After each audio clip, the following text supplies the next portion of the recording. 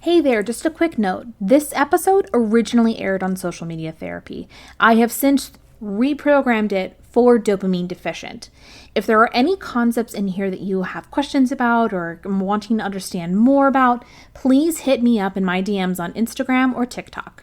Both DM sections are fully open to everybody, and you can find me at Sarah Al Potter. Hey there, I'm your host, Sarah Potter. Let's just cut to the chase here. Living a happy life is challenging for those with mental illness, but not impossible. On this podcast, we'll be serving you a slew of mental health advice from professionals in the space, ways to heal and nourish your heart and soul, and kick down the door on mental health stigmas. Ready to get started? Strap in for today's episode. Welcome to this week's episode. We're going to be digging deep into some childhood trauma and how it affects us as not just kids, but into adulthood too. This week, my guest is Vanessa Rosage. Vanessa has been a therapist for 14 years. Currently, she runs a private practice and works primarily with children, parents, families, couples, adolescents, and young adults. But during her time with her patients, she uses several tools to help each patient have a foundational theoretical orientation that is rooted in interpersonal neurobiology, which aims to heal trauma, anxiety, fear, and shame through the connection and relationship between people. She's a trained deep specialist and understands how to create safe, healing environments in the therapeutic relationship. For this week's episode, I highly recommend you take it piece by piece. There may become points in time where you could feel emotionally triggered, and I absolutely want to make sure that you feel as safe as possible. So if you start feeling like you're getting anxious or feeling entirely unsafe, please pause this episode and focus on your mental health first. With that said, let's dive into this week's episode with Vanessa. So what causes childhood trauma? Well, so the most simple way I could possibly pare it down is that it is a set of experiences that occur when you are in this prime development where your brain is basically creating a roadmap for what you should expect in life. And what the brain, the body, which sometimes we refer to as like the soma. So the soma has this idea of being all the parts that are interconnected between the brain and the body and the nervous system. And so your nervous system and your brain and your body are creating these roadmaps when you're young about what you can expect in life, from people and relationships. It kind of puts together, if I do A, then B happens. And because you're so little and helpless, the primary focus, if necessary, is usually survival.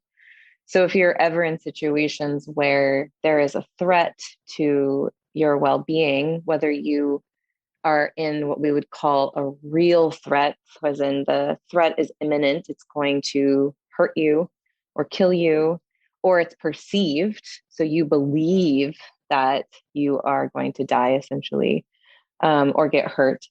It doesn't really matter sometimes which it is.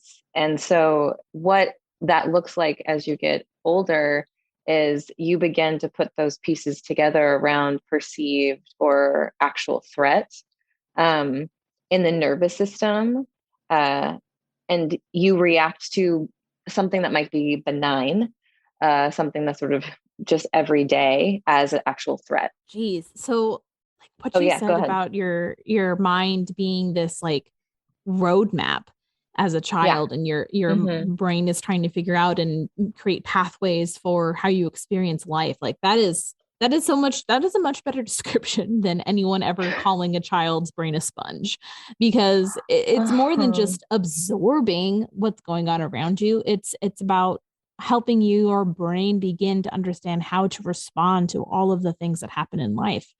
And when you constantly have these major and micro explosions along your path, it just destroys you. And I want to understand, like, what does trauma do to a child's body? Like physically, how does trauma manifest in a child? Yeah, absolutely. So for a kiddo in their body, so I'm trying to be careful when you think about the brain and the body, there can be some similarities in the nervous system, but there's also sort of these three different ways in which trauma can impact those systems. And they all matter when you talk about childhood trauma. So I'm gonna break them down into three different sections really quick and make it pretty succinct.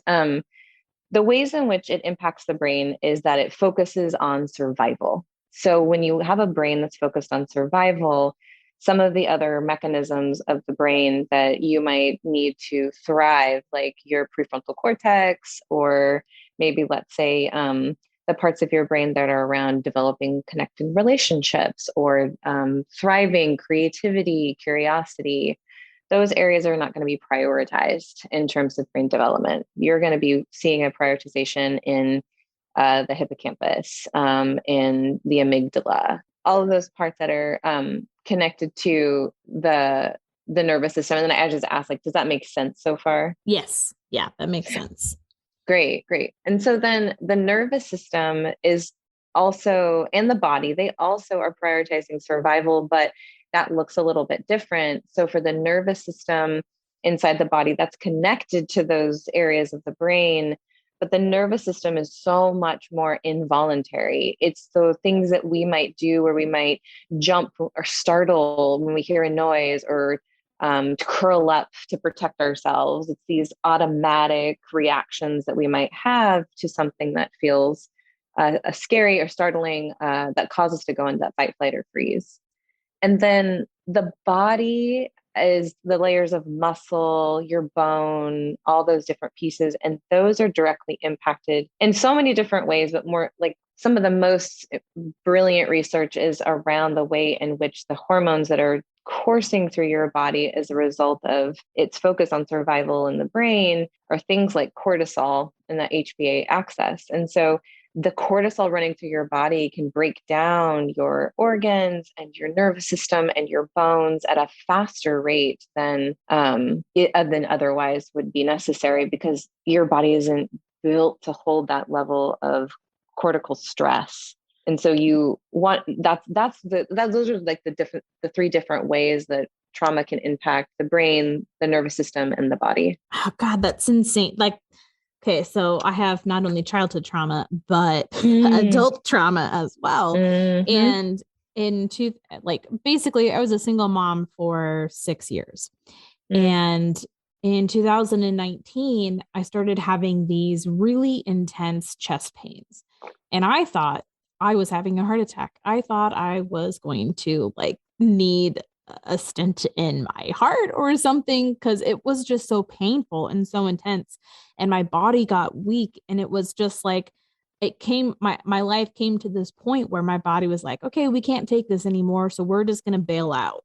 And it did that after I had an entire year of healthy relationship with my now husband. And for 2 years, he essentially like took care of me and really helps support me going to intensive therapy and doctor's office visits and all these different things. So when you say like cortisol breaks down the body faster than it normally would because it can't handle that much stress, like that is so like that it makes so much sense to me because I'm just sitting here thinking like, oh my God, this is what happened. And now I have to figure out like how to move forward and onward. So when someone realizes I have childhood trauma, oh, I'm starting to feel all these physical symptoms, I must be sick. Is that usually because their body is just coming to a point where it can't handle any of that physical stress? Absolutely. So there's this great book called The Body Keeps the Score, and he goes into, and there's another great one called Childhood Disrupted, and they're both fantastic. They talk a lot about this phenomena. A lot of what happens in childhood trauma as well can be dissociation, which basically means you are disconnecting your brain experience, so that thing that's happening from you in the moment, to what your body is feeling, because it's too overwhelming. And this happens to children a lot because, again, their bodies are so little and they can only handle so much strain. before their brain goes into the space where it goes to protect them. And in order to protect them, it really sort of deadens the experience that they can remember having, like in their explicit memory, that which is sort of like the memory that we can hold on to and know.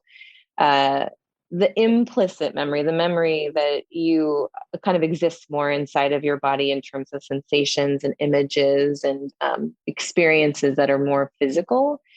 When you go into a dissociative state, you're not really paying attention to your body very well. And so as you grow up, you might not ever feel like it's safe to connect with your body in a really deep way, like where you really learn how to listen to it and you really learn how to respond to it, because this sort of relationship with your body, even if it's a good one, we don't get to choose if we have access to joy and not pain. Like if we have access to pleasure, we also have access to pain. And so the option for the body is to have access to none.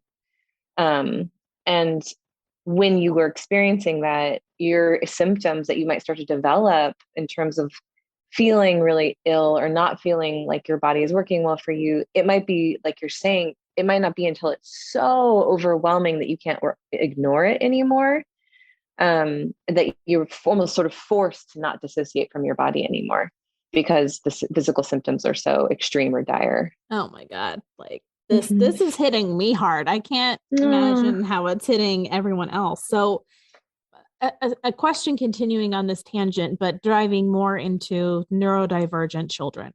How does trauma affect them differently? Are they more disassociated from the trauma that's happening and they're disconnecting, like you mentioned, more often than neurotypical children? Or is there just a higher degree of sensitivity happening? So you've just asked one of my favorite questions. This is an area of expertise for me. I see a lot of kiddos in this area as well as adults. And it really, really depends on the child, of course. So I just want to put in context here that what I'm about to say applies to many of these kiddos, but not all. And that is because nobody is a monolith and everyone is different. But for the most part, these kiddos often have a heightened degree of sensitivity, either through their nervous systems or through their taking in the amount of information through their brain.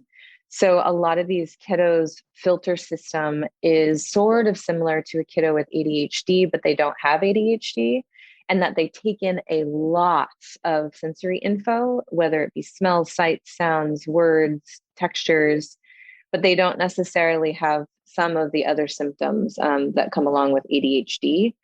But they have some of those similarities. So when you're talking about neurodivergence, you're talking about kiddos that have just a brain that diverges from what we might consider to be the typical, like you said, neurotypical brain.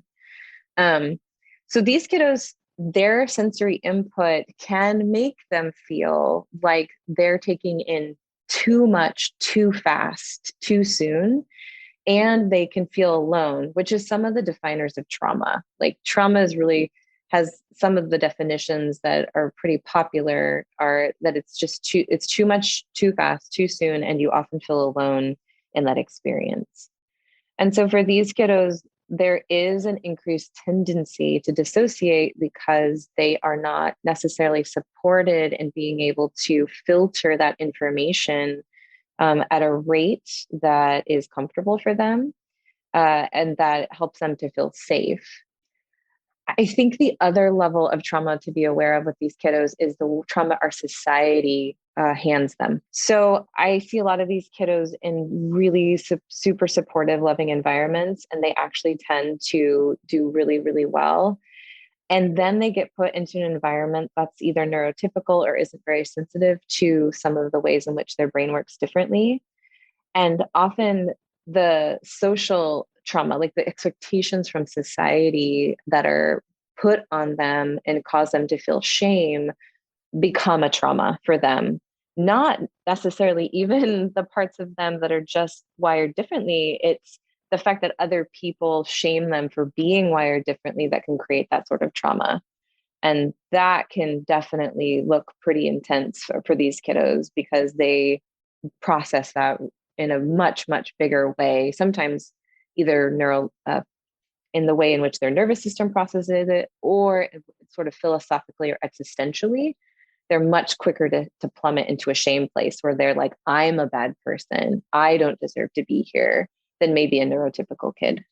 Hey there, just a quick note. This episode